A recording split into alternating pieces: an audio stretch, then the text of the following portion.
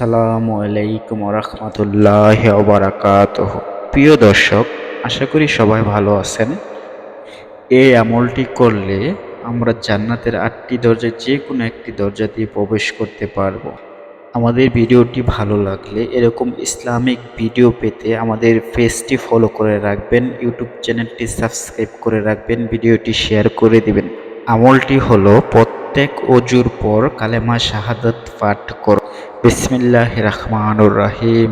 আশহাদু আল্লা ইলাহা ইল্লাল্লাহু ওয়াহদাহু লা শারিকা লাহু ওয়া আশহাদু আন্না মুহাম্মাদান আবদুহু ওয়া রাসূলুহু। এই আমলটি করলে জান্নাতের ৮টি দরজায় যে কোনো দরজা দিয়ে আমরা জান্নাতে প্রবেশ করতে পারবো। সহিহ হাদিস।